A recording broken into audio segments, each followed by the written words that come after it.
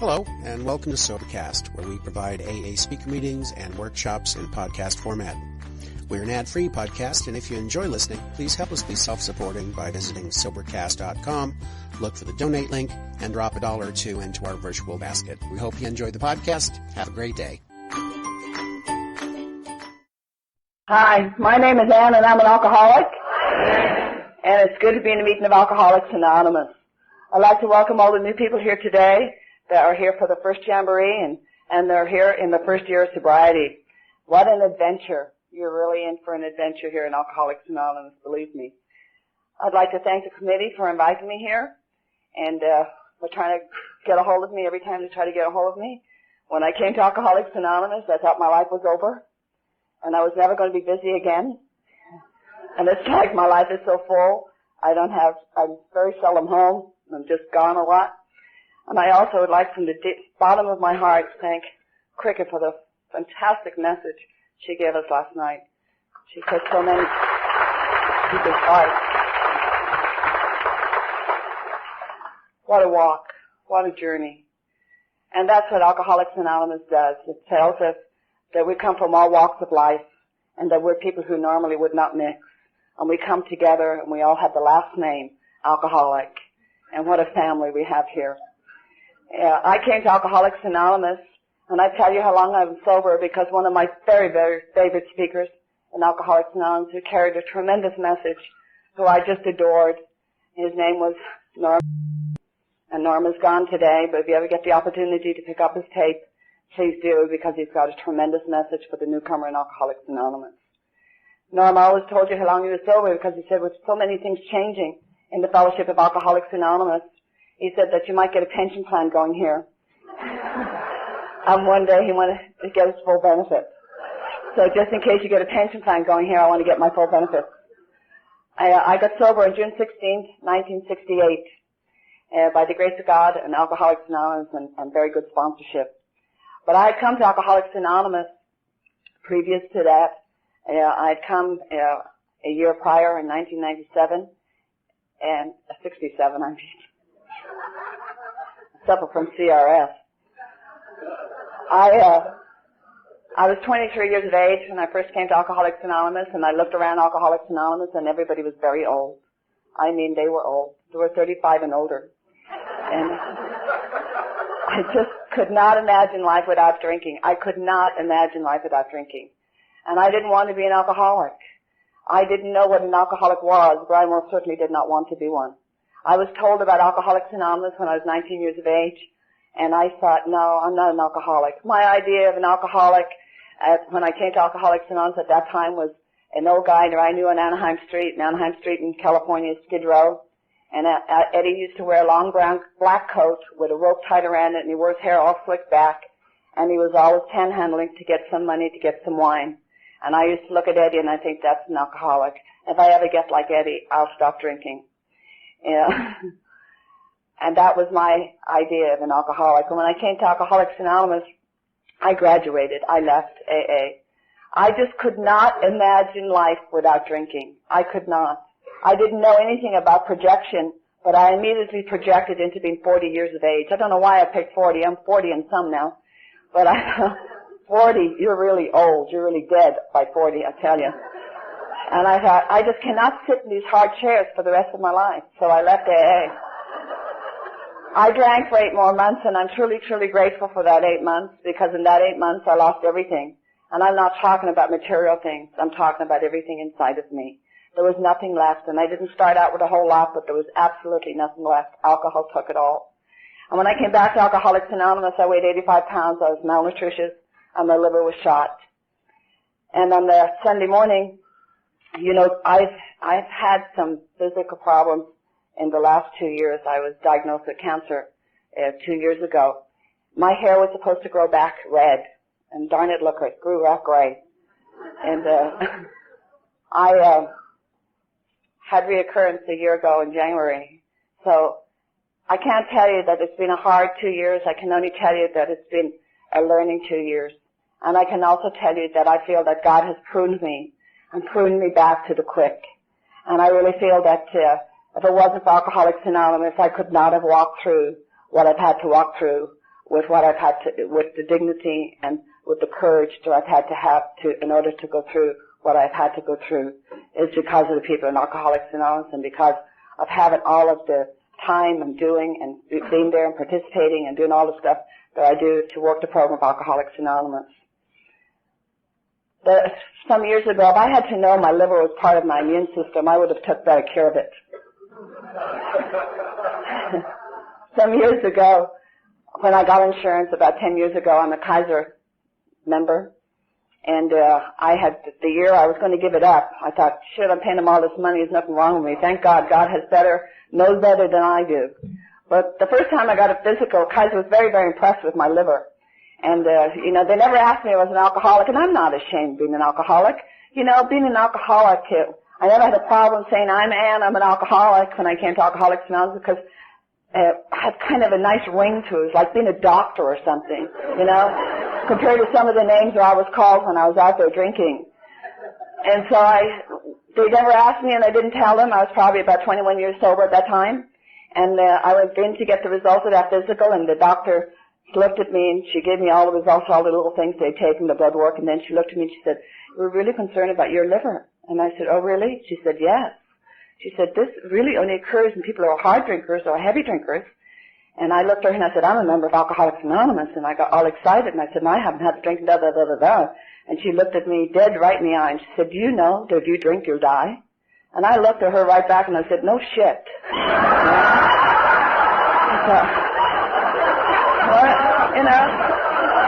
What a marvelous piece of information to be given me.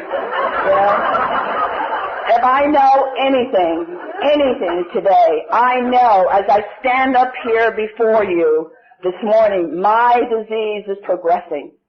If I know anything, I know that. And you may ask me, how do I know that? If you're new here in Alcoholics Anonymous, how I know that is I've had the opportunity to say, if you want to call it an opportunity, you just sit around Alcoholics Anonymous and watch some of your friends go back out. You just sit around here, and I'm not talking about people with 2 years or 9 months or 6 months or a year. I'm talking people with lots of years of sobriety. Lots of years. And it breaks my heart because something happened. And whatever it is, Cricket said last night, and I always have to remember this, I've got to stay small in Alcoholics Anonymous. Got to stay small. There's no big shots in AA. We're all just members. And the one that is in control here is God. That is who is in control of all of this for me. And one of my dearest friends, she had a tremendous message in Alcoholics Anonymous, and she hasn't made it back yet. And if they told me that I would die within a week, I might do it, but I'm not guaranteed I'm going to die in a week. It's a very long, slow suicide. And so, you see, I know that what I suffer from the disease of alcoholism, and it progresses as I stand here. When I was new in Alcoholics Anonymous, I used to say, why me? Where is it? Why didn't so-and-so get it? And those old-timers they were not kind, I'll tell you that. And they say, why not you, Annie? There's something about your face that pisses God off, so you stop asking why, they had no kindness, no compassion, no understanding, no nothing. It was like, shut up, sit down, And like Cricket, came to Alcoholics Anonymous, I had an attitude problem. I walked around my first year of sobriety and I gave everybody the finger.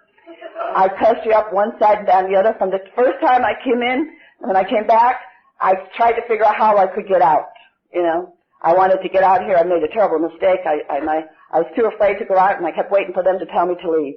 And they kept saying, keep coming back, And then I found out they're telling everybody in Alcoholics Anonymous to keep coming back.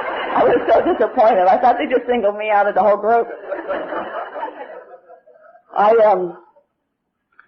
I came into a group in Huntington Beach. I went to a lot of meetings, but when I came into a group in Huntington Beach, and I am so grateful, and I love these people very, very much. And I go to Jerry's. I cut hair today, and I cut hair at my house because the people in Alcoholics Anonymous set it up so that while I was throwing up from doing chemo, I could get up and cut a head of hair because I am self-supporting through my own contributions today. And I would do that. And I do some house calls to some of those people that are not able to get out anymore. Like Jerry does get out, but I don't want him to come to my house. He's blind, and I don't want him to fall into my house. And Jerry and Gloria were very, very good to me, and I go to his house, and I cut his hair, and I spend a lot of time there. And Jerry played a very important part in my early sobriety. When I was about 4 months sober, he used to call me Crazy Annie. I had bright red hair, and I had a mouth like a truck driver.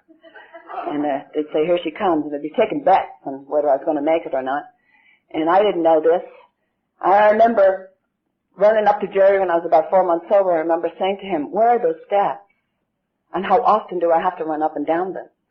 You know? I had visions of 12 stone steps that I had to run up and down every day. That was part of the recovery. You had to go up and down these stairs 12 times. And he kind of looked at me, real, you know, like, oh my God, where did she come from? He said, Annie, he said, you go to a lot of meetings. And he said, you know, every meeting you go to, they read chapter 5. And he said, the house stands for honesty, open-mindedness, and willingness. Now, I'm not going to tell you that I was honest, but I had willingness. And willingness is the key for me. And he said, and there's 12 steps there. He said, and they read them every meeting you go to, honey. And he said, I want to tell you, he said, if you work the steps of Alcoholics Anonymous or apply the steps to the best of your ability, he said, I guarantee you your life will change. And if you're new here today, if you apply the steps to the best of your ability, I guarantee you your life will change. It may not change the way you want it to change, but it will change. You know, because nothing ever comes to stay here in Alcoholics Anonymous. It always comes to pass. I got me a sponsor, and I love this woman very, very much. She became everything to me. And she was my sister, she was my mother, she was my best friend, and she was very, very gentle, and she was able to take me down when she needed to take me down, and she gave me directions, and she was the first person in my whole entire life that I can honestly say that loved me unconditionally, and it took me a long time to realize that with her. And that woman told me on a daily basis that I was a child of God and God loves me. And I drove this woman insane, totally insane, absolutely nuts. I was calling her every 5 minutes of the day. She had 5 children. She was a single parent. No, she was married to John at that time, and then John and her got divorced. But it was like all the time she raised me. I went to her house when I got sober. I didn't know how to read and I didn't know how to write, and it's got nothing to do with my disease of alcoholism. It's got to do with where I came from, and my people were not interested in education, and it wasn't that very important.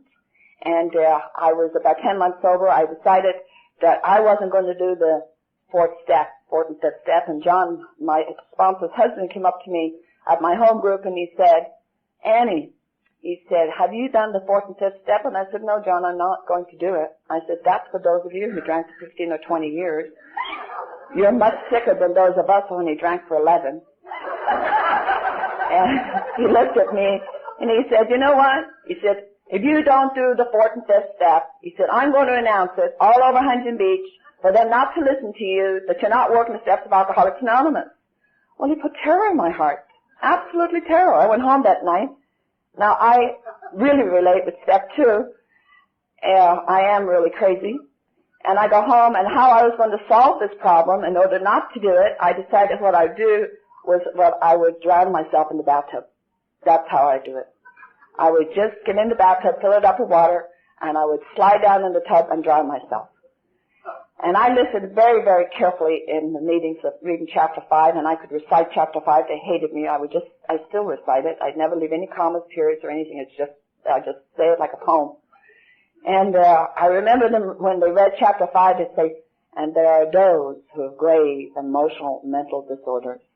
And I kind of stood back up and I thought, those guys are not going to go around AA and say, well, that's what happened to Annie. She had grave emotional and mental disorders. That's why Annie commits suicide, you know.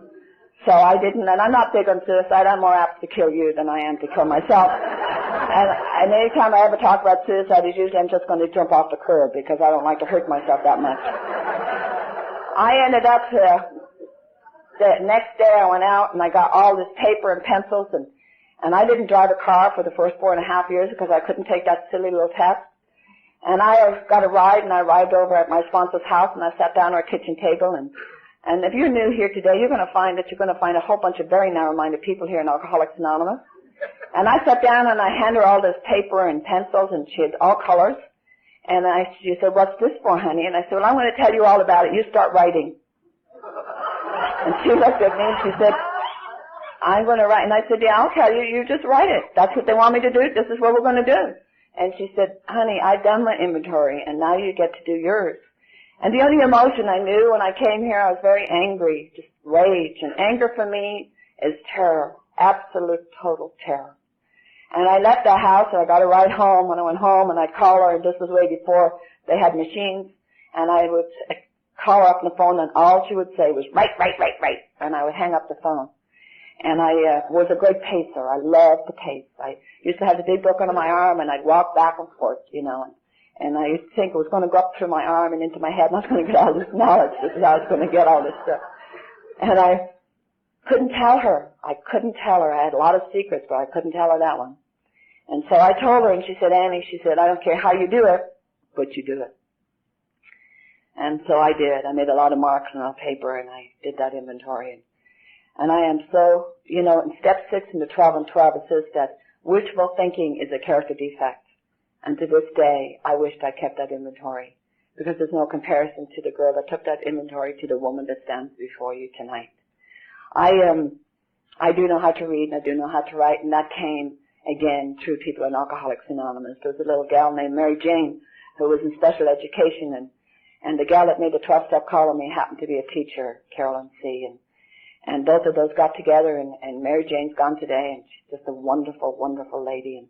And Mary Jane and Carolyn got together, and they took me out to some psychiatrists out there in Orange, and they tested me, and they gave all kinds of tests, and they said I wasn't wired right. Well, God, I know all my life I wasn't wired right, I didn't need a group of psychiatrists to tell me I wasn't wired right. And they said I had a thing called dyslexia, and that I saw things backwards, and I did. I saw things backwards, and I even tell my story backwards sometimes. And so my sponsor, I was 5 years sober, my sponsor took me to another lady came into play there, and another lady taught me my ABCs and taught me. She was a child psychiatrist. I thought that was very, very appropriate for somebody like me. And took me to school, and I remember when she took me to this learning center, I remember standing outside. She filled out all the papers and got me ready just like I was 5 years old. I was kindergarten. And she stood at the door, and I said, "You come in with me, please?" And she said, "No, honey, I'll be here when you come out." And what I'm trying to tell you is that I have not had to do anything alone in the 29 and a half years that I've been sober in Fellowship of Alcoholics Anonymous.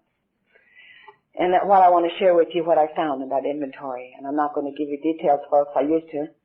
Just to say, let your hair down, and I did. And then they said, no, that's too long. Don't do that, Annie.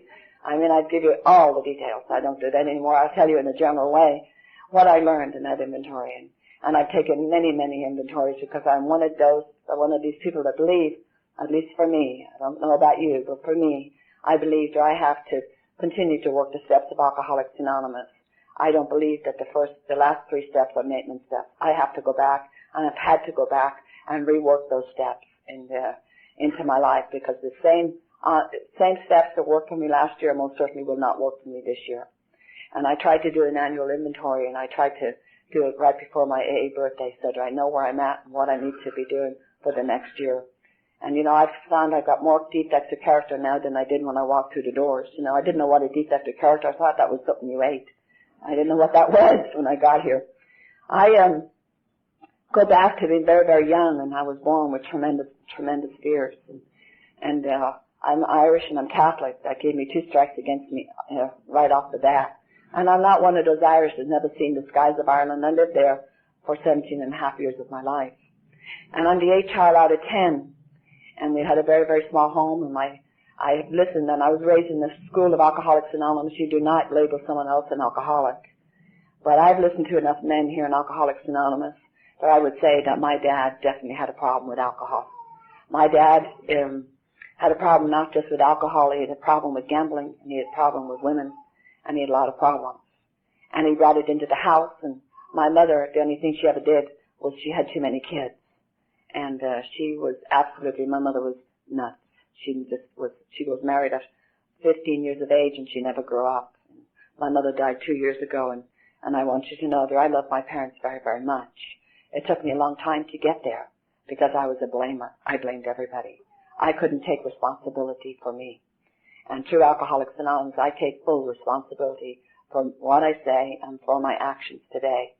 But I couldn't at that time growing up in this household. And my father would get drunk on a Friday night and a Saturday night and he'd come home and he'd beat on my mother. Now I didn't know that this was going on all over Ireland. I just knew it was going on in our house. And I remember as a child I'd be upstairs in that bed and I'd have the pillow over my head and I would be terrified, but I'd be praying to that God that they were teaching me, and I was afraid of him too. And when I was praying to him, I'd say, please let him kill her, or maybe she'll kill him, or maybe I would die. I prayed a lot to die. And I got the next morning, I had all these things going on inside of me, and what they were was guilt, remorse, and I was a very, very bad child for thinking all these bad things of my parents. Now, I didn't know that until I came to AA. And I went to Catholic school, not because they were rich, simply because that's all there is in part of Ireland I came from. Now, I tell you this part of my life simply because I really believe, for me, I was getting ready for alcohol way before I picked up a drink. I really believe, for me, that if I had not done alcohol, I would have gone absolute stark raving mad. Alcohol saved my sanity until one day it turned on me and I found a fellowship called Alcoholics Anonymous. I went to Catholic school, like I said, not because we were rich. And people used to say to me, how come you didn't get an education? And I used to say, because I had frustrated Irish nuns. The big book of Alcoholics Anonymous says, the brainstorms are not for us. And I had my first brainstorm in second grade. And I remember very well, we had catechism every morning when we went into school. And every morning we had to memorize, and I couldn't memorize because we had this very small house, and I never slept in a bed by myself either. There was always 4 or 5 of us in the bed. And I used to hide under the coal hole. And that's where I used to find my peace, because my mother would start yelling and she'd go down the list of names and who she wanted. And if you happened to be there right in front of her, you got it, It was, up the side of the head. And so I was kind of trying to avoid all of that. And I couldn't memorize the catechism, and I was just so full of the fear because of the anxiety and the stuff that went on. There was a lot of anxiety. The only time the Irish in our house was when they were telling you to love you, they were usually throwing you to the other side of the house. And so I went into school this day, and I decided I was going to get this nun before she got made. I had made that decision. I thought, I'm so tired of getting that round ruler down on my knuckles. Boy, she'd just come right down on my knuckles. So she asked me the question, and I couldn't answer it. And she grabbed it. I jumped out of the seat, and I up and slapped her across the face as hard as any little second grader can hit somebody across the face. And there was a glass partition in this particular classroom, and Mother Superior just happened to be teaching that particular day. And she just happened to turn her head, and she just happened to look and see me do it. And she came running in. She grabbed a hold of me. She had the big black robes, and the big cross and the rosary was down there, and the white thing on the head and the veil. And she's coming in, she's furious. And she grabbed me by the back of the neck. She kind of shakes me like a puppy dog. And I stood there and looked at Mother Superior and 30 kids and said, I didn't do it.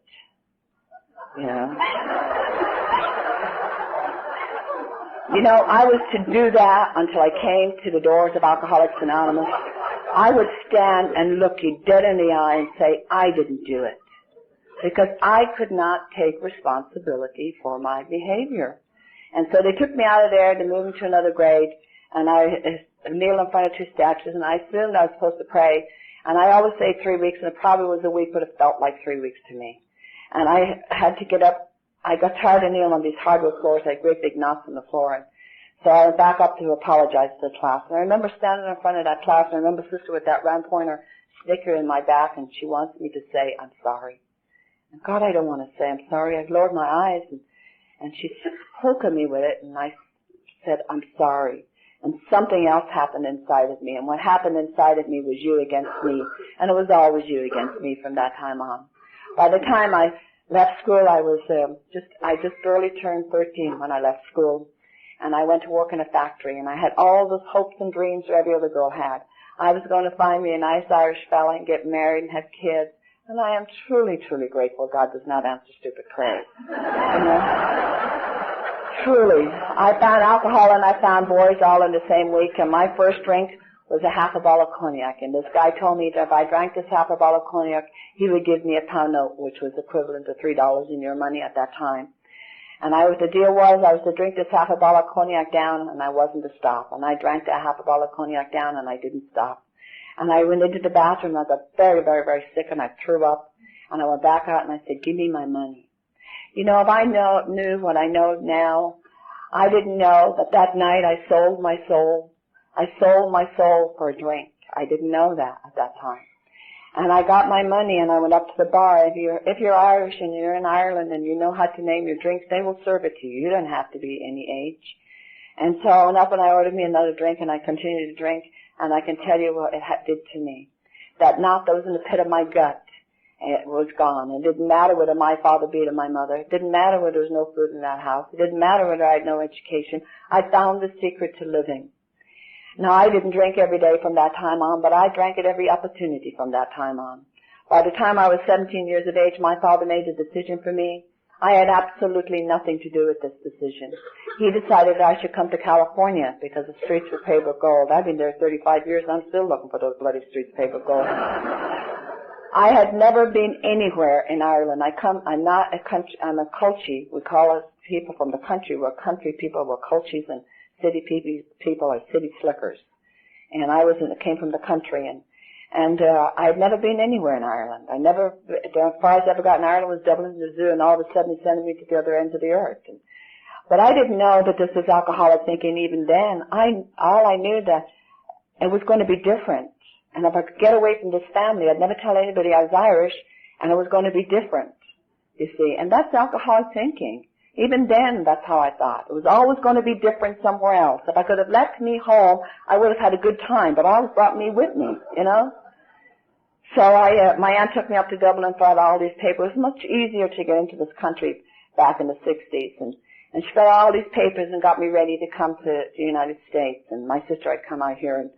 And I remember going up to Dublin. I remember getting on that plane. I remember drinking champagne. And I remember the feeling. And the feeling was freedom. I wanted to be free. I wanted to be free more than anything in my life. I wanted to be free. But I was never to feel that feeling again until I came to Alcoholics Anonymous, because it was the false feeling of freedom behind alcohol. And I came and I stayed with a family up in Paso TX, and I was very impressed with this family. They had a beautiful home, and she had a liquor cabinet. We didn't have a liquor cabinet in our house, and they drank 108 proof vodka, and I used to drink 108 proof vodka, and I'd fill a bottle up with water. And she couldn't understand how come she couldn't get a buzz on. Well, she was drinking that good water that she used to buy.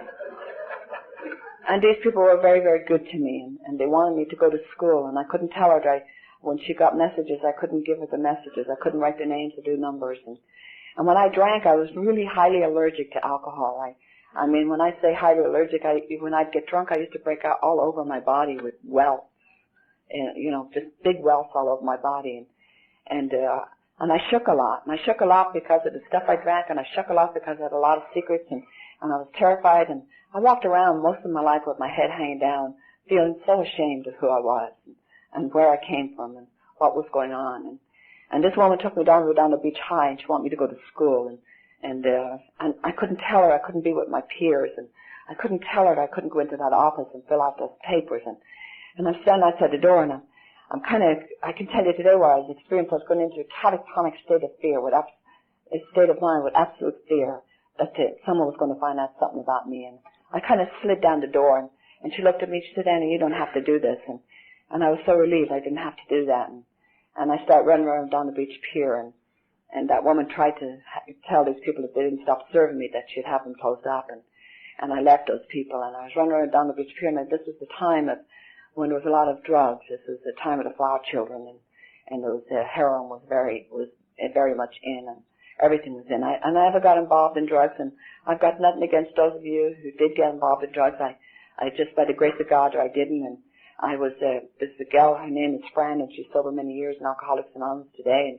And she was from Brooklyn, New York, and Franny was a school teacher, and her and I ran around down the pier, and she was really a real New Yorker. And I was at her house one day, and I was down in the back room, and this guy had tied me off to shoot me up with some heroin, and she came down. And you ever see someone from New York, especially from Brooklyn, go crazy? Oh, my God, she went absolutely, totally crazy, nuts. and she called him everything but white. And she grabbed a hold of me and she told me a thing or two, and she said, don't you ever do this. Don't you ever, ever do this. And took me down to the pitch. She said, you and I going down to Paul's, and we went down to Paul's, and she explained to me that if I was caught and I would be deported back to Ireland, that, you know, they would just run me out of this country if I was caught doing drugs. And I was terrified. I was absolutely terrified. And I knew that if I was caught and if I was deported, got right through into my head that my father would beat me at Dublin Airport and he'd kill me first and ask questions later. I started smoking when I was 10 years of age, and my grandmother turned me on to cigarettes. My grandmother, God love her. My grandmother was an invalid, and she had a stroke, and I used to go there every day. I loved to go to my grandmother's, and I wouldn't give her the bedpan unless she gave me a cigarette. That's how I started smoking. I was kind of not a very nice kid. And so, and it used to be, they were called Woody Woodbines. They were the cheapest cigarettes you could buy in Ireland, and so then she finally taught me how to inhale, and so then she squealed on me, and I took a beating for it. My dad caught me smoking, and I'm standing there with that cigarette hanging out of my mouth, and I said, I'm not smoking. And I ate that cigarette. I literally ate it, and he took a dog's leash to me, and he whipped me, and he kicked me, and my mother came running into that little living room, and she said, God, Jack, you're going to kill her. He said, yeah, I'm going to kill her. She's no good, never will be any good. You know, I knew that from the time I was probably 5 years old. I was no good, never would be any good. And they couldn't let me out of the house for a couple of weeks because they were too afraid that if they'd let me out, someone might see me. I was so badly beaten. I don't know what they would have done in Ireland. I know what to do today if you even, you know, correct your kids. So that memory stayed with me, and I knew that if I was deported, that man would meet me at Dublin Airport. He would kill me first and ask questions later. So I moved on uptown at that time of my life, and one of the other things I like about being sober and Alcoholics Anonymous is that I got clean clothes on today, and my hair is combed, and my eyebrows are in the right place. They're exactly where they're supposed to be. And that's not a purple eye that I got from someone hitting me. That's purple because I put purple eyeshadow on this morning, you know. And when I drank everything and anything anybody ever gave me. But when I bought Ripple. I don't know if you're getting Ripple drinkers here. But I'll tell you, if you've never got drunk, it was 37 cents a bottle. It came in a long neck bottle. And if you've never got drunk on Ripple, I'm telling you, you missed a trip. You definitely missed a trip. It was, you know, you never felt cheated when you drank Ripple. You could, you know, get 2 drunks for the price of 1. You know, you drink water the next day and you're drunk all over again. I used to walk along Catalina Avenue, and I hated everybody. I had so much hate in me. I hated everybody. I hated the Americans because all you ever talked about was education. Whether you did or you didn't, that's all I heard. I didn't want anything to do with the Irish because all they did was talk about. They just changed addresses to behave the same way here as they did over there. I really want you to know that I like being Irish today. I really believe that if it wasn't for us Irish, you could hold your AA meetings in a phone booth. Now, I know a lot of people don't like to hear that. You don't have to be Irish in order to become a member. It just helps a lot. My sponsor told me many years ago the reason why God created whiskey was afraid the Irish were going to take over the world, so he thought he'd slow them down just a little bit.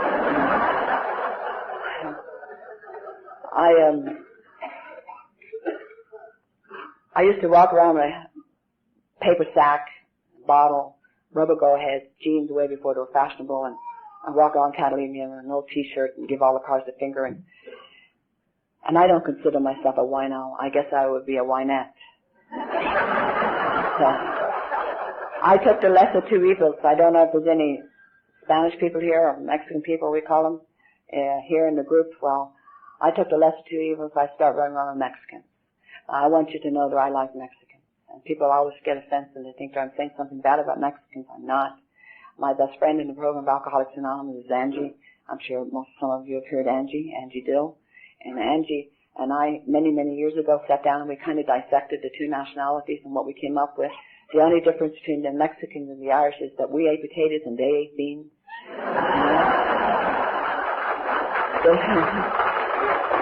They drink hard, love hard, and beat the hell out of you on Saturday night whether you need it or not. And so I got involved with a group of Mexicans over there in Torrance, Lamita, and I learned to speak Spanish like as a native to the tongue, except it was all swear words. And didn't learn anything else. I didn't have a big resume for a job. I didn't work. I couldn't seem to hold a job. I couldn't seem to hold anything. And so this guy was drinking in the morning. I was just drinking in the afternoon, and he introduced me to the morning drink. Very, very, very exciting time in my life. I was jumping out of cars and running, just chasing. The only time you ever see a Mexican go fast is when the cops are after them. They really go fast then. Norm Alfie always said that when you drink, don't think. And I got to thinking one day. That was one of the things that, you know, the sign that says think, think, think in Alcoholics Anonymous. And I would come up with some real winners, and I'd bounce it off my sponsor, and I'd say, well, the sign says think, think, think. She'd say, not for you. That's for other people, not for you. You do not think. Do not think. I will tell you what to think. And Norm always said, you know, don't ever think when you're drinking. And I got to thinking one day, you know, I've been running around with this guy long enough, and we ought to get married. I think it was leap year. I'm not sure it was leap year or not. But I had moved all the way from the top of the hill. I'm now living over in Gardena. And I took me half a gallon of Red Mountain wine, drank it, and I got out on the road. I used to do a lot of hitchhiking. I hitchhiked a ride over to Torrance Lameda, and I found him. I want you to know you could smell me long before you could see me. And I proposed to him. And he looked at me and he laughed. And he said, I would marry you if you handed me in a silver platter. Now, I don't know how you handle rejection, but my next thought was, I'm going to kill you, son of a bitch, because one less Mexican in this world, we'll all be better off. I've never owned a driver's license, like I said, until I was 4.5 years sober. I've got pictures of this car. If you ever want to see it, I've got proof I did do this. I got him in the car, and I had the wine between my legs, and we're driving the car, and I thought, now is my big chance. And I was on the Harbor Freeway, and I turned the wheel of the car, and I took 25 feet of guardrail, went down 30 feet in the bank window, and I thought I killed me a Mexican. Now, that's total insanity. I was able to do so many things when I was behind alcohol. It's the craziness. I never gave it one thought that I would get hurt. I just wanted to kill him. That's how much rage I had in me. I almost killed him. And what I learned out of that, folks, is if you're going to kill one Mexican, you got to kill the whole family. You know? For some strange reason or another, they don't take too kindly to you messing with the people, even if they do call you Annie the Irish Mexican. I also learned that when you're running with Mexican people, you never yell cop. Ever yell cop. I yelled cop one time. We were downtown Long Beach, and they used to have telephone booths in California at one time. And I got out of the bar, and I got in the phone booth, and I'm calling the cops on him, and he kicked the door, and he kicked me, and I yelled uncle. Now, you see, I have no illusions. There's not something wrong with me. I don't know what normal is. I don't run around with normal people, even in Alcoholics Anonymous. Most of the people I run around are a little off, you know. Now, I don't know what, I think my oldest daughter's probably the closest I have ever seen to normal, but I keep telling her husband, save your money because she's my daughter and she's going to need a good psychiatrist one day, you know. The only place I ever get to see normal is on my washer and dryer. It says normal cycle, you know. You know, I like to think that I'm delicate, you know. So I know there's something definitely wrong. I have to assume there is such thing as normal, that people, when they get into these situations, they run and they leave and they get away from it. I don't. I crawl out of the phone booth. I go to the bar he's at, and I said, let's have a drink and we'll discuss this. You know? That's not real bright. You know? The guy just about almost half killed me, and I'm bent over, crawling back to the bar to have a drink to discuss our relationship. You know? I also learned in that inventory that I had some other things that went along with it. I never had a relationship, whether it be with a man or a woman, you know, friendship, girlfriend. I always got hit for some reason or another. It talks about my type of personality in step 8. It talks about the type of personality I had. I would antagonize, and I would antagonize till you had nowhere else to go but to hit me. I'm not saying I deserved every slap I got. I didn't. But I really antagonized it. There was some stuff that went on was that if you didn't hit me, you didn't love me. I related getting hit with love. I also had something else going on was that I wanted somebody to hit me hard enough. If you just hit me hard enough, it would kill that part of me that wanted to keep screwing up. And you know what I found here in Alcoholics Anonymous? That if you kill that part of me, that's the part you love here in Alcoholics Anonymous. You will kill all of me because that's the part you love here. And nobody has found it necessary. Believe me, there has been several in Alcoholics Anonymous that would have loved to have hit me. I mean, one guy came out of a meeting when I was about a year sober, and he was absolutely livid, crazy. And I have my tennis shoe off, and I'm beating him with my tennis shoe because he didn't like what I had to say at the meeting. And those old-timers are standing back there, and they're saying, "Don't hit her. Don't hit her. That's what you want." Couldn't understand what they were saying, you know. I listened to Cricket last night talk about this. They called a special steering committee meeting when I was 5 years sober to have me. What was that when they impeached me out of Alcoholics Anonymous? Can you imagine impeaching me out of AA because they didn't like how I was running the meeting, because I wouldn't do what those old-timers wanted me to do?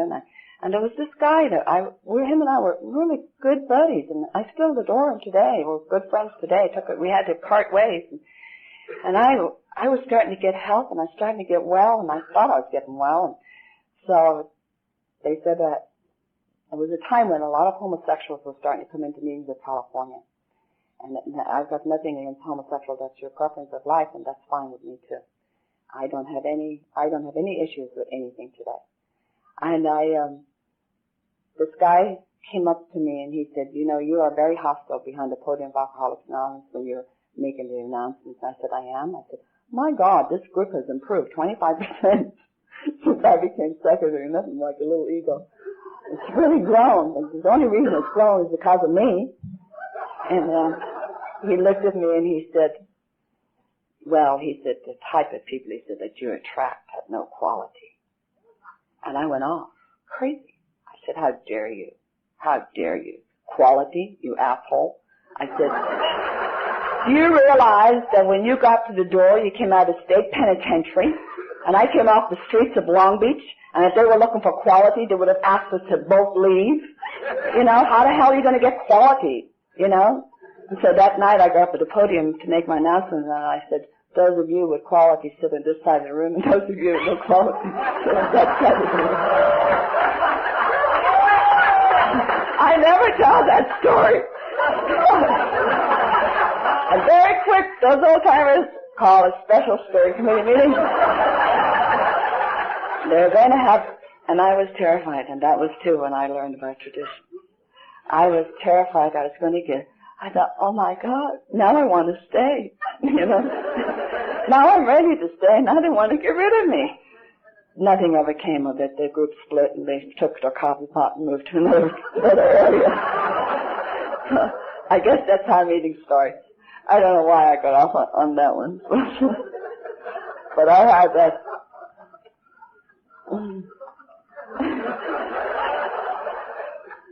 But I had that thing, and I ended up in Arizona with this man. I couldn't let go. I had the obsession for alcohol, and the obsession for men was unbearable.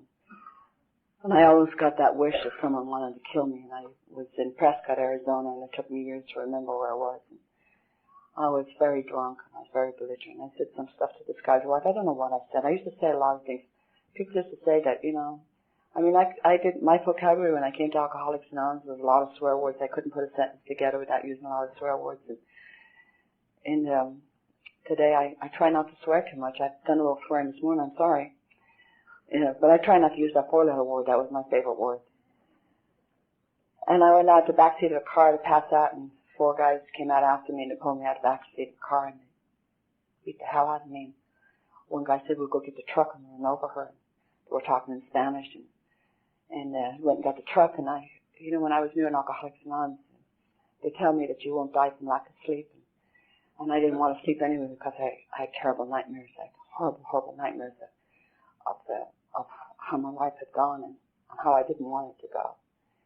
And this truck comes, and these 3 guys jump off of me. I don't know where I got the sense to roll off the Dork Road. Where I rolled off that Dork Road, and my hair's full of gravel, and my dress is all torn, and I drop off the Dork Road, and I walk along the road, and I'm the type of drunk. I live by 4 mailboxes, a Ross Market, or some sign, and I don't know where I am. I'm somewhere in Arizona. I'm never going to get back to L.A. And the guy comes along, and he picks me up, and we go to the liquor store, we'll go to the dirty motel, And that's how I learned to solve my problems. I had no idea how to solve my problems until I come to the Fellowship of Alcoholics Anonymous. When I came to the Fellowship of Alcoholics Anonymous, she talked a great deal about dying. I know what it's like to die. I know what it's like to die when you're brand new in Alcoholics Anonymous and you get to that part in the big book of AA and they say you have to let go of all your old ideas.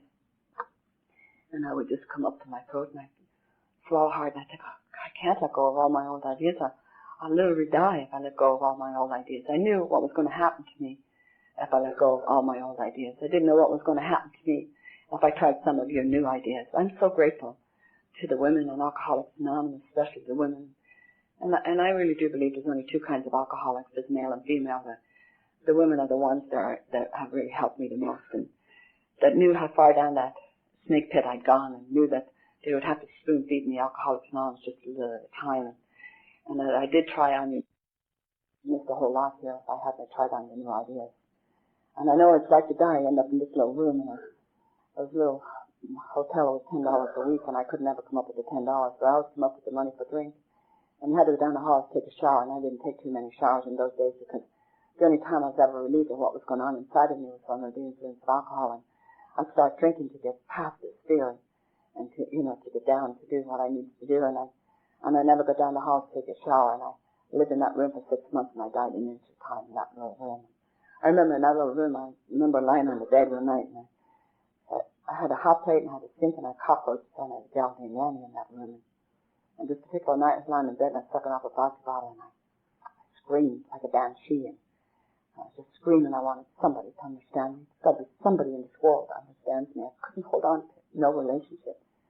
And I remember getting out of that bed in the room and putting on those little rubber go-aheads and putting on the old pair of jeans and those old T-shirts and heading out Western Avenue. And I'm here to tell you today that I always found somebody. And I always lasted for a very brief time. I always got beat up and thrown out of cars and left to my own self one more time. If you're new here today, I want you to know that has been understood beyond understanding in the Fellowship of Alcoholics Anonymous. And it took me a long time to understand that too. And if you're new here today, I want you to know that I've been loved beyond anything that I ever dreamed of in the Fellowship of Alcoholics Anonymous. I moved out of there, I thought, if I could just get away from this group of people again, that's thinking it's going to be different somewhere else. If I just get away from this group of Mexican people, they're the cause of the problem. I'll move, and I moved to Long Beach, and I had walked across the UCLA campus one day and told somebody I had a 4-year college degree. And all these well-meaning people were getting all these fancy jobs, and I thought, gee, I can't even write my name, never mind get a job at a hospital. So I ended up in Anaheim Street, and Anaheim Street, I did 8 months, and I could not have done any longer than 8 months in Anaheim Street. Yes, Anaheim Street is Skid Row in Long Beach. And while I was down there, this skinny little puny little guy came along and he asked me out. And I asked him if he had a job. And he said, no, he didn't work. I said, you have to get a job. I'm having a hard time supporting myself. I'm most certainly not going to support you. And so he got himself a job, and he gave me 2 of the blackest eyes I've ever owned in my whole life. And I knew that we were in love. My thinking is not that great. I mean, my eyes were black. My whole face was black all the way down to here. I mean, the biggest sunglasses would not cover those eyes. And we had gone together all of 6 weeks. And we got married. And we moved to Minnesota. And I met his mother and his father, and they were beautiful people. They were very, very good people. I really liked his family. I didn't like them then. His mother didn't drink, she didn't smoke, she didn't gossip. She went to church on Sunday, she didn't screw around, and I had absolutely nothing in common with her. I thought, my God, I should have checked this guy out a little bit better before I married him. And I really thought that I was going to be, marrying him meant that I could drink in the manner I always wanted to become accustomed to. Drink every day, and he was taking bottles out of my purse and tell me when I could drink and when I couldn't drink. And he wanted me to fix him breakfast and he wanted to fix dinner. And I thought, my God, I married you. Isn't that enough? And 5 months into this marriage, I decided I'd made a terrible, terrible mistake and that I ought to get back to California and find that Mexican that really loves me. And I got another one of those brainstorms. And what was it? Someone told me that if you get pregnant, you automatically grow up. What a lie, What a lie. So I got pregnant, and 5 minutes after I'm pregnant, I don't want to be pregnant anymore. The doctor put me in beer and wine. I said 1 glass of wine a day and 1 beer a day, and I had a 6-pack a day. I spent that 9 months by the toilet bowl, and there was 5 other girls in that apartment building that had babies, and each one of them came home and they were all real happy. And I was the last in that building to go in to have a baby, and I wanted the same feelings that those moms had. And I had my baby, and they put my baby in my arms, and God, I hate this part of my story, but I'd really love to tell you that I just loved her from the very moment they put her in my arms. I got an overwhelming feeling of responsibility, and what do we do now? And I took that baby home, and God, I wanted to be a good mom. I wanted to be a good mom, and I didn't know how. And the big book says me there, it says, we cannot transmit something we don't have. And I couldn't give to that child something that I didn't have. And I very quickly started to do what was done to me. And many nights my husband had to take me off of her. And I started to leave home, and I couldn't stay home. I had to get out in those streets. I had to go. Because I couldn't stand somebody loves me. Oh, one particular.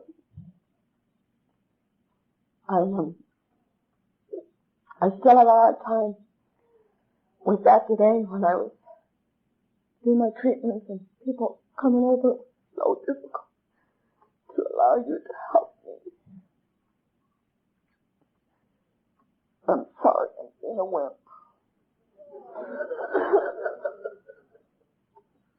I'm sorry.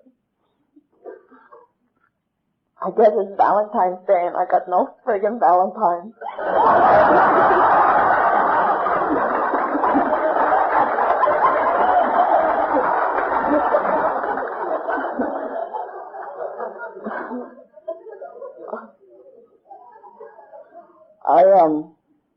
I did want to be a good mom. I love that girl so much today. And that's where the women came in, because they like cricket. I couldn't let you touch me. I couldn't let you hold me. I couldn't let people come up to the girl. Pat Jennings, she'd come up to me, I'd back up and I'd say, please don't touch me. I was so afraid that she'd touch me and I'd keep her away from me. I kept her away from me with my mouth and my behavior. I love to be hugged today. It's been hard for me to be hugged because I got a lot of pain on the side of my chest. And I can't hug as hard as I used to hug. But that's not always going to be that way. And that girl is 31 years old today. And she's made me a grandmother. I've got 2 beautiful little grandkids that they want to meet. And I have to tell you that I've got to thank the women in AA for helping me raise my kids. I didn't raise my kids.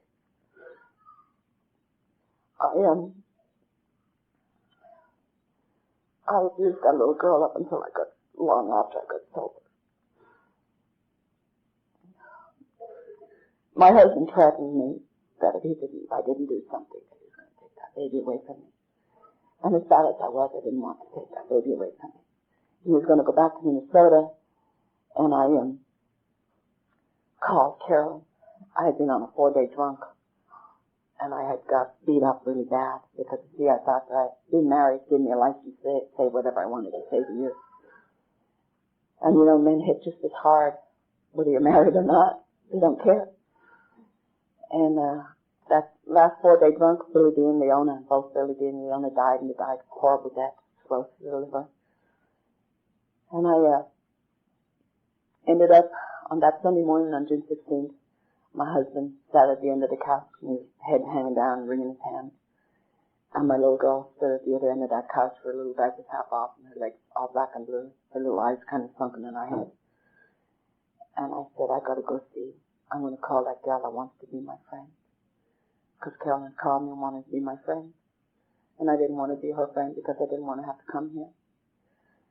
And so he said, you go ahead. You've never completed anything in your life and you won't stay there either. And I said, I gotta go see because I can't stand what's going on inside of me. And Carolyn came and got me on that Sunday morning, and I sat in my hands and I sat by the door. And I was being so sick the night before. I always got very, very sick. I would get so sick that the boil would come off my stomach, and then I would pull my nose and start drinking the next day in order to keep it down. And I sat by the door, and the man stood up here like I am tonight. And I know this is so true. And all I wanted from you was to please stop my head from racing, take this knot out of the pit of my gut, and make these shakes go away. And I would have cheated myself. And the man said that I suffered from this threefold disease. I don't know who this man was to this day, but I know what he said. He said, you suffer from a threefold disease. It's an allergy of the body, coupled with an obsession of the mind, and you're spiritually sick. And he said that I could get sober and I could stay sober the same way I drank. I'm a daily drinker and a periodic drunk. And I went out of that meeting, and I'd like to tell you that I didn't want to drink. I wanted to drink more than anything in my life. I wanted to drink. I could taste it. Because you hadn't done the thing I wanted you to do. You hadn't stopped my head from racing. You hadn't taken the knot out of the pit of my gut, and you hadn't made the shakes go away. But I hear the man say, you don't take the first drink, you won't get drunk. And I went to another meeting. And I went to a lot of meetings, and my behavior, like I said, was not that great. I was 9 months sober and 9 months pregnant. I gave birth to a baby boy. And I had that baby boy. I had 2 children. I have 3 children, all total. My youngest one I never laid a hand on. I probably should have hit her a little harder. I never laid a hand on her, and she's the one that's got the biggest mouth. So, but I love her very, very much. She's very, very much like me. She's not into alcohol yet, but she's got all the predisposition of it. It's all there. It's just waiting. And I hope she doesn't have the allergy to it. But I ended up, I had that baby, and when I had that baby, something happened for me. It was really a very profound spiritual awakening for me at that time. And there's women in here, and you know when you go into the delivery room, and it's very, very cold in the delivery room, and I was so scared of labor, and I had one labor pain. And I said, if there's a God, show yourself now. And a blanket of warmth lay across me, just a blanket of warmth. And I started to cry. Tears just kind of a little bit down my face, and I said, do you feel him? Do you feel him? He's here. Do you feel him? The nurse is looking at me like I'd really lost my mind. Literally lost my mind. And that stayed with me because that's what I needed. But I was still afraid to really turn my will and my life over to care of him. I was still afraid to surrender to him. And something else happened inside was that what happened inside was I admitted to my animal self that I was an alcoholic. And the big book of Alcoholics Anonymous says that is the first step in recovery. And it also, because now I was not fighting alcohol anymore, I had surrendered to the fact that I was an alcoholic. I wasn't obsessed with wanting to drink. And I was 2.5 years sober. I was still doing a lot of stuff to my children, and I'm not proud of it. I didn't come into Alcoholics Anonymous and come out of a dark room and come into the sunlight and everything was okay in my life. It took me a long time. My recovery has been very, very slow, and thank God it's been slow because I needed to be slow so that I'd learn it real well.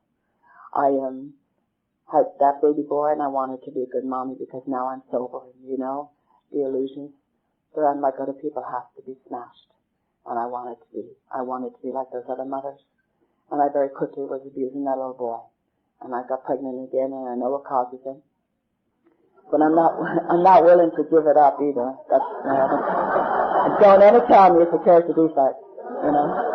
I had three children. I had my baby girl, and we're still trying to hang in this marriage. He's not going out on. He doesn't drink at this time in my life.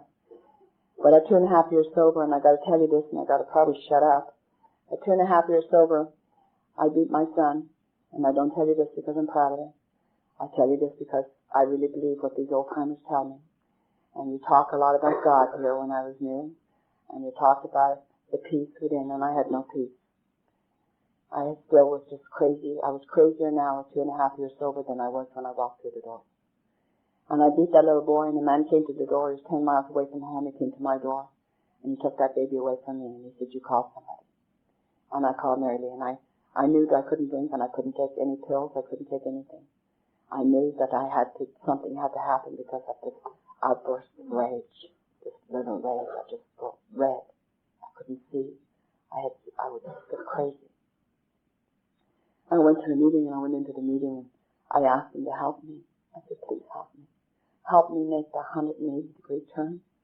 I don't want to drink, and I don't want to use drugs, and I never used drugs, but I knew that you could get some Valiums and tranquilizers to help you.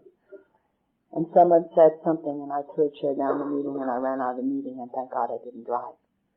And a woman came out after me. Her name was Edna, and she grabbed a hold of me, and she held me in her arms, and I started to cry. and I couldn't stop crying. You see, I couldn't cry. I couldn't really cry way down deep in here. And then they held me, and I thought, if I cried, there's going to be nothing left. It's going to be just a big blob of jelly. And then they held me and took me to Orange County Psycho. I didn't stay at Orange County Psycho, but that's where they took me. Because when I was near an Alcoholics Anonymous, they took me to Schizophrenics Anonymous because they didn't know what to do with me. And the Big Book of Alcoholics Anonymous taught that there are those of us who felt that we were reborn. And I was reborn that night in Edna's arms. And Edna was 9 years sober, and 3 months after Edna gave me life, Edna committed suicide. And to this day, I don't know why Edna committed suicide, but she gave me life, and I mention Edna every podium I go to. Because Edna will always be a big part in my life, because you just don't know who's going to be there. You don't know who God's going to send to you to help you along the journey on your road. I ended up with a psychologist, and I'm not here for plug for psychologists. But I had done that 4th and 5th step, and I'd given it away, and I'd taken it all back, and I pushed it down, because I couldn't forgive myself, and I played God an awful lot in my own life. And I ended up with this man, and he never charged me any money. I think I gave him $1 in the last session. And I want you to know those old timers were really grateful I was going. They keep saying, you keep going, you better keep going. You keep going, you better keep going. You know, I mean, they were so down on Amy because they'd all spent thousands and thousands and thousands of dollars on psychiatric and you know, and really resented it. And he told me that I wanted someone to love me, and I knew there wasn't anybody in this world who could love me. I was never told I was loved. I wasn't brought up. I was dragged up. I was one more mouth to feed in that house. And I don't blame those people. Those people never were told themselves, so how could they give me something they didn't have?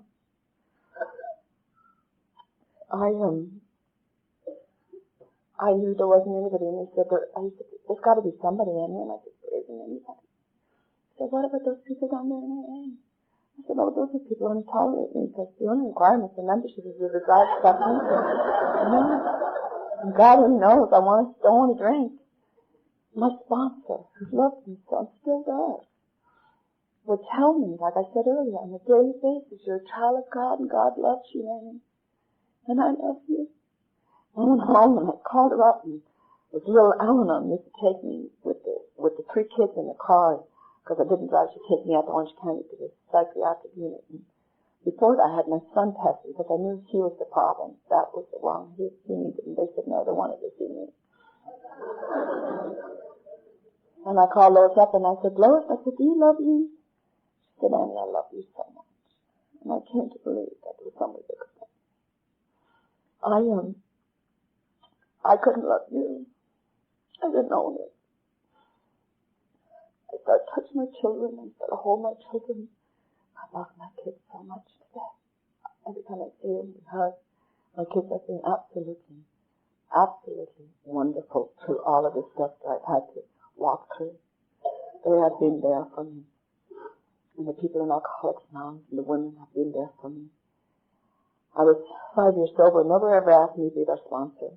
Nobody. Those old timers used to get those newcomers and move them away and say, don't talk to Annie, just come over. She'll be okay. They do it in front of me. They used to call me crazy Annie right to my face. They didn't go behind my back and say it. They did it to my face. You know? This little gal came into the program, and I was watching Cricket sit with her legs up underneath. Well, I had this little gal who came to the program. Her name was Cindy, and Cindy had long blonde hair, beautiful blonde hair. She had the bluest eyes, blue, just crystal blue, beautiful. And she asked me to be her sponsor. Nobody ever asked me to be their sponsor, and I said I would help her as much as I could. And she wrapped her legs around her neck. She used to sit in meetings with her legs wrapped. I can't say the words, so I don't say it. She'd sit in meetings with her legs wrapped around her neck. And one night I went down to my home group where we all went, and I walked in and I was over talking to the secretary, and this guy came up to me and he said, Annie, Cindy's over there by the door, and she's hallucinating. She was 6 weeks clean and sober, and she'd used a lot of drugs and a lot of LSD. And he said, are you a sponsor? And I said, yes. He said, you need to go over there. And I was so scared, I was so scared I'd do something wrong. And went over and I took her legs down and I put them down where they're supposed to be. And I took her out of the meeting, we went into the bathroom, and I sat down on the floor because there's nothing there to sit on. And I took her in my arms. She looked at me, the bluest eyes I've ever seen in anybody, and she said, "Annie, you love me." And I felt love for the first time for another human being. And my tears went down. It was like electricity running through my whole body. And I looked and I said, "My God, Cindy, I do love you." Now, I had 3 children, and I never got that from my children. And I really believe that it's not what God wants me to give you. It's what God wants me to have. And I've learned a lot. I ended up sending my kids to Catholic school.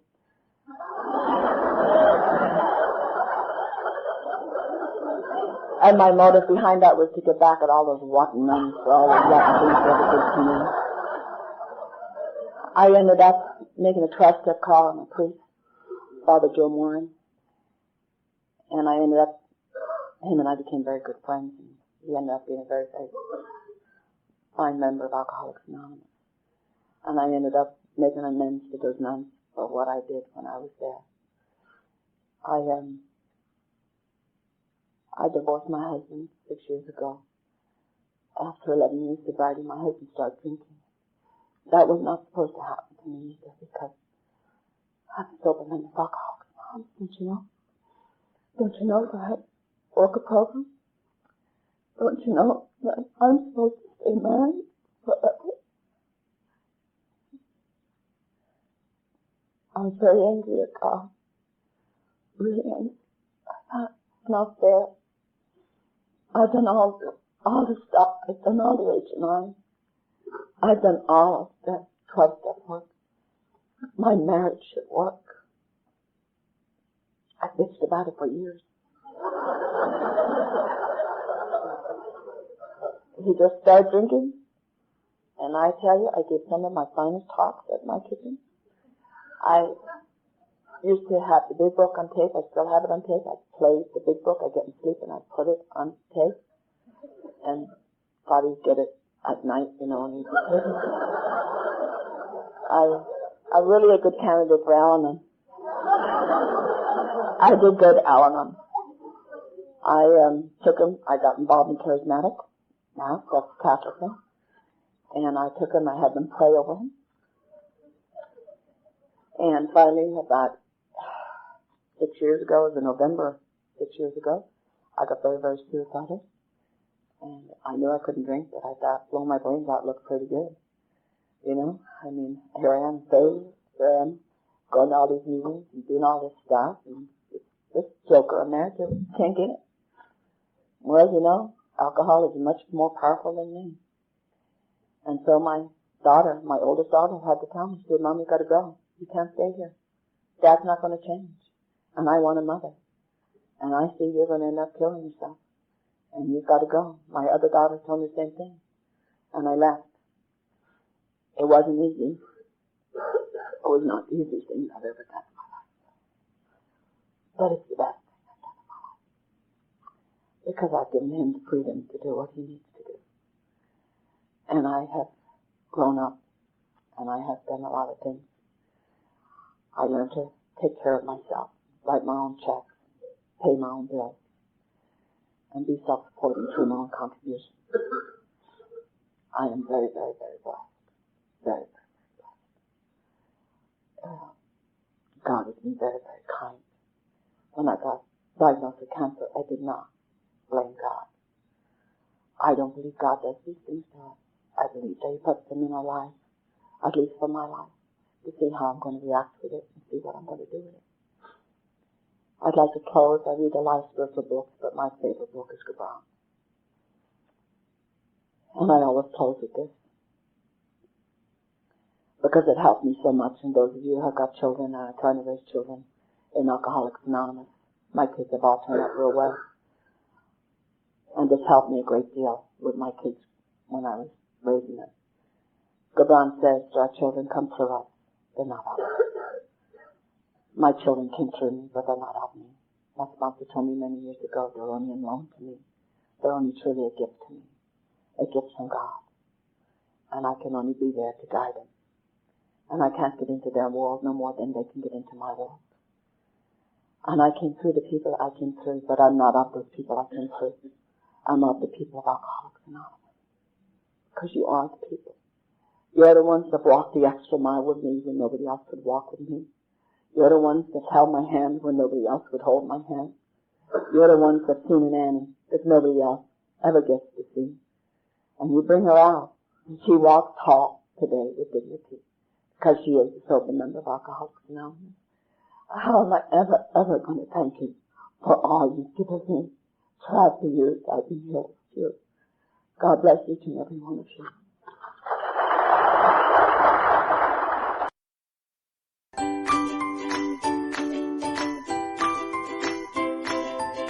Thanks for listening. I hope you enjoyed the podcast. Sobercast is ad-free, and we'd like your help in order to keep it that way. So if you'd like to help us be self-supporting by pledging $1 or $2 a month, visit Sobercast.com and look for the donate links. Thank you very much.